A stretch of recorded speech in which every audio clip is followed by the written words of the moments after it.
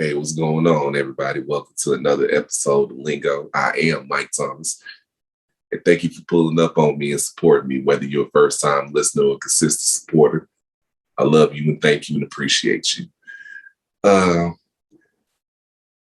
let's vibe tonight. You know what I'm saying? Let me open up tonight, man.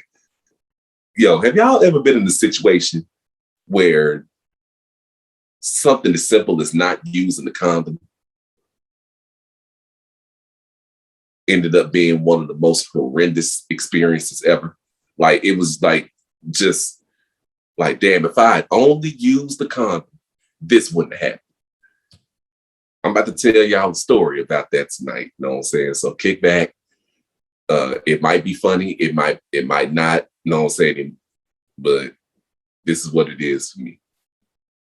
Take you back to 2005. Take you back to Dallas, man. Take you back to, I was about a year removed from college, staying with my mother at the time, working at Home Depot overnight. So all my days would consist of helping out around the house with my younger brother who's autistic while going to work 9 to 6 at Home Depot overnight. So on one of my off days, while I'm out and about hanging out, meet this young lady named Cece. Me and Cece ended up hitting it off and ended up going on a double date with me and one of my boys, J.O. What up? Ended up going on a double date with Cece and a young lady she's cool with. So double date went well. We're hanging out, laughing, having a great conversation, eating tacos, having a good time. The date ends up transitioning back to my house where we kick back, have some drinks, watch movies. So me and Cece, so we having a great time and everything. Me and Cece decide that we want to make this thing and continue to get to know each other, which I have no problem with. You know what I'm saying? Everything was cool up until this point. I have no qualms going forward. So, mind you, I meet this young lady August 2005. We're in July 2006 now. We have not had sex at all. Not one time. Great girl, you know what I'm saying? No bad vibes, nothing. We just never took the opportunity to get it in yet. I wasn't pressed on it. Somehow or another, I come home from work one night, and me and my mother get into a really heated discussion. Really, really heated. You know what I'm saying? She said some things that were pretty harsh. I responded with some things that were equally harsh as well. And I decide that living there is not the best thing. I moved in with Cece. Bad move. So ended up moving in with her. Everything's cool. So I thought. We ended up having sex for the very first time. This is early August at this point. Like the very first couple of days of August, we ended up having sex for the very first time. Wasn't a bad experience. And not even 10 days later, I get a phone call while I'm at work.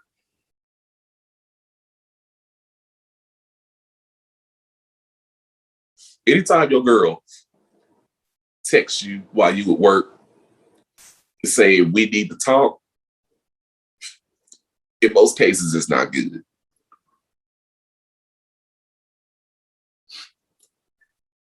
I come home from work, we sitting down and everything. She's not mad or upset or nothing. But she says that she took a pregnancy test. She's pregnant. Immediately, I'm on the fence because it's like the possibility of this child being mine is there because we slept together. But at the same time, I remember health class. You're going to need at least, you're going to need a little bit more time than 10 days for you to determine if you're pregnant or not.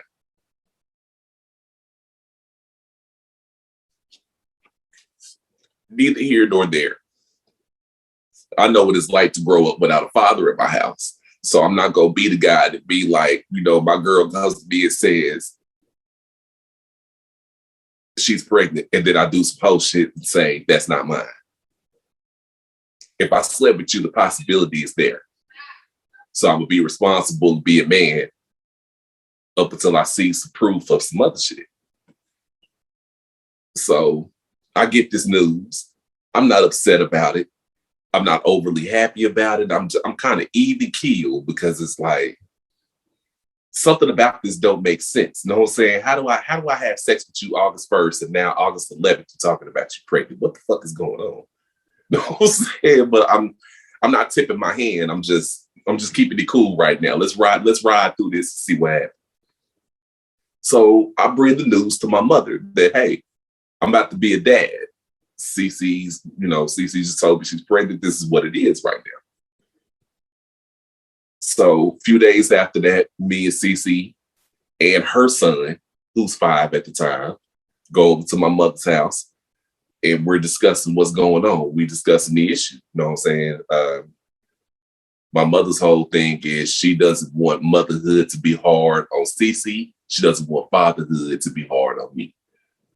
So my mother came up with the great idea of moving all of us back in there and enrolling her son into the school that she works at around the corner from them. So my mother was gung-ho about doing everything she could to make sure me and Cece and her son was straight. Shout out to mom. You know what I'm saying? That was, you were A1 for that. The way you handled that whole situation, you were great. Thanks, mom. So we living in mom's house and everything. Everything is cool. It's not a bad thing. Everybody's pitching in on cooking. Everybody's pitching in on cleaning. Everybody's getting to know each other. You know what I'm saying? The family's coming around and interacting. Everybody's pitching in to help as much as they can. It's really, really cool. You know what I'm saying? I'm talking about every folks was sitting down talking to her about ideas for baby shower parties. It was the support was like that. Out of nowhere, my mother sits us down after dinner one night and has a conversation with us about possibly aborting this pregnancy because us adding another child to this relationship when our lives ain't in the right place yet might not be the best thing. At the time, I'm in the midst of this. I didn't see what she was doing. So I immediately get upset and I'm thinking, damn.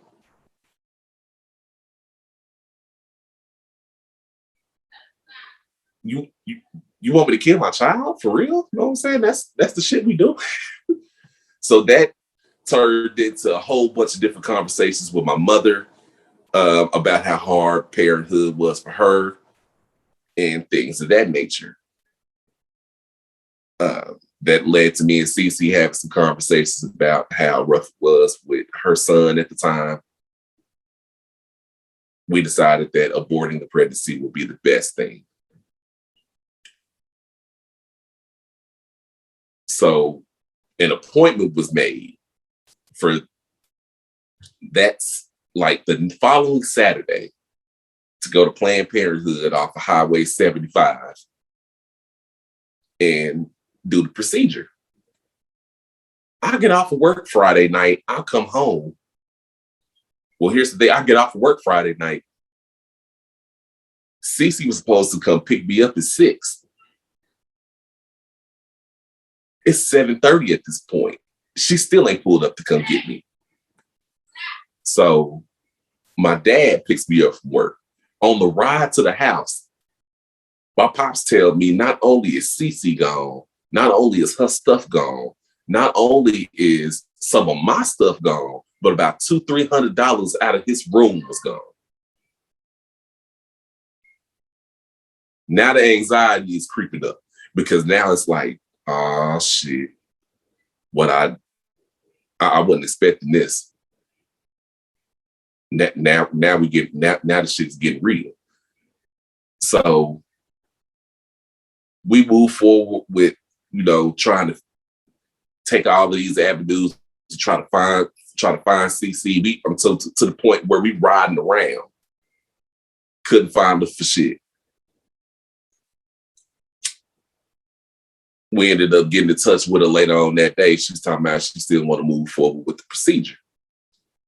And we were going to meet her at Planned Parenthood the next morning at around 10:30 in the morning. Bet. The whole damn family piled up in the Suburban. It rolled home down Highway 75 to go to Planned Parenthood.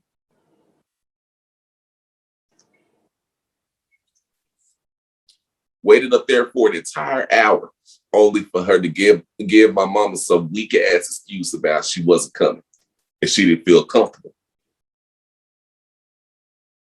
And then that was the very last time any contact was made. So now in my mind, I'm thinking, fuck, I now have a child out here just floating around and I don't know what's going on. I don't even know if the baby survived or not. I don't know if she moved forward with the procedure. I don't know. So this is July 2000. So this is August, September 2006. So for about a good year and a half, I had no idea if I'm a dad. I get into a new relationship in May. We'll call it June 2007. And the relationship is great. You know what I'm saying? Great situation, great vibe. But I started the relationship off telling her everything that's I told her this whole entire story up to this point because I didn't want anything to pop up and she not be aware of it. You know what I'm saying? So I actually led that new relationship with this information here. So the relationship is going well. This brings us now to February or March of 2008. We go to my mother's house for a visit. My mother hands me some mail. It's a child support order, yo. It's a child support order. Cece to put me on child support for the child I had no idea if I had or not. So my lady at the time was like, you know what? Did you? She's like, okay. Of course, you have no idea if you had this child. Hell, do you have any idea if this child is even yours based off of everything that you told me? You need to get a DNA. Say less, mother. So I go to the hearing that they set in place. I had to actually get off work early to ride off of 75 and Northwest Highway to go take care of this. Go over there, go to the hearing, and they asked me that I want to establish paternity by initiating a DNA test. Absolutely, 100%. So they set the appointment for the DNA testing about maybe 2-3 days after that. Got off work early again, missed more money. Went over there, took the DNA. We go over there for the DNA testing. We in the waiting room. About 30 minutes later, Cece walk in.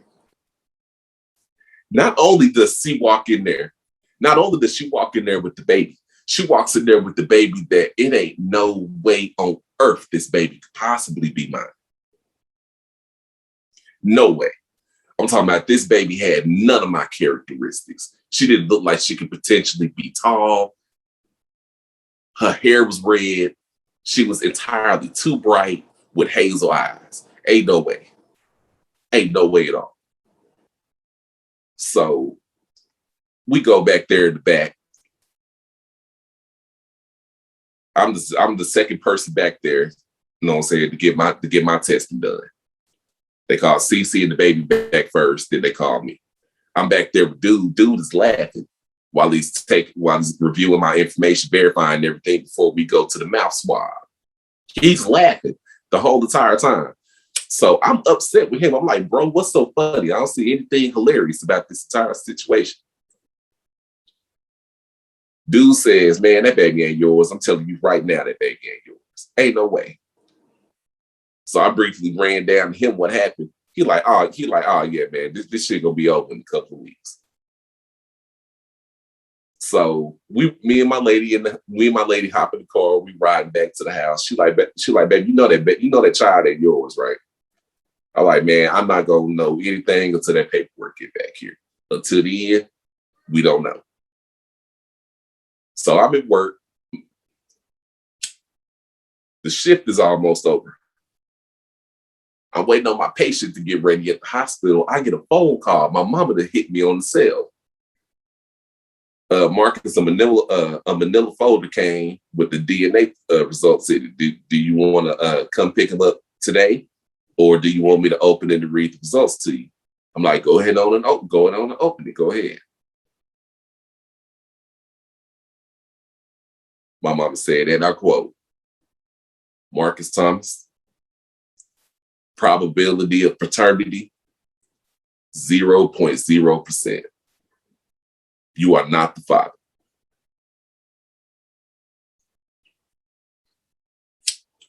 Yo, let me tell you something, man. The relief that went through my body, man, when I was able to put that behind me. But at the same time, I'm looking at this situation. I have nobody to blame but me. Yes, she did some trifling shit. That shit was very sorry. Pinning a child on the dude is some of the most foul shit, most despicable shit a woman can ever do. But at the same time, if we're going to be 100, I had to hold myself accountable in that situation. Why is that? If I would have wore a condom that night back in early August of 2006,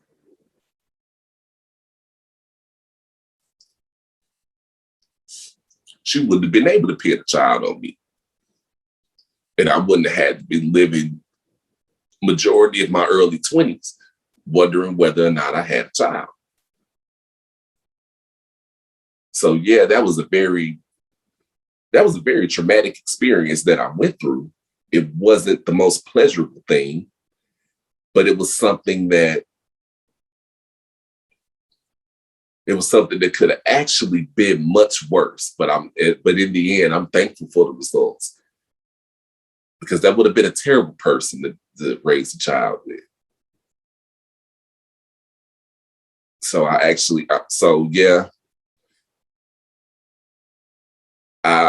put myself through 3 to 4 years of unnecessary stress due to going in the bedroom with a lack of common sense, man. Something so simple, and spending $5 cost me damn near 5 years of stress.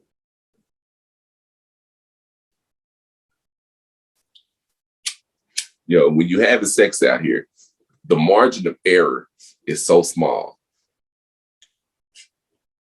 Having sex with that attractive woman that you see at the club that night, you could end up having a child that you're not ready for. A lady choosing a dude who's attracted to them, but they life ain't in the right place yet. You have a baby with them. You could potentially be frustrated because for the most part, you'll be carrying the financial responsibility by yourself. It's so many things that can go wrong when sex isn't handled correctly. It can put you in some of the most fucked up situations imaginable. So I'm saying all of this to say, man, it ain't nothing wrong with having sex. Ain't nothing wrong with making love. It's a beautiful thing, especially when you're doing it with somebody that you really care about, man. But just do it correctly. Just do that shit correctly. You know what I'm saying? Don't put nobody in no compromising position. Don't know what I'm saying? Love yourself first and foremost, to not go into the bedroom with a lack of common sense, man. So I thank you so much for taking the time out to listen to me on this. This is my first time ever speaking about this issue. on a forum like this. I've had this conversation with a couple of individuals, but never anything like this. And it was very refreshing to be able to account those issues and talk about them here with you and have y'all receive it. So thank you so much for your time. You can tap in all the time on Apple Podcasts and Spotify, as well as YouTube at Lingo Podcast, man, or Studio 522. Man, thank you so much for your time. I love y'all so much. Y'all are a vibe in and of itself. Thank you. This is Mike Thomas on behalf of my beautiful lady boy. Thank y'all. We love y'all. This is Lingo, and we up out. Hold up.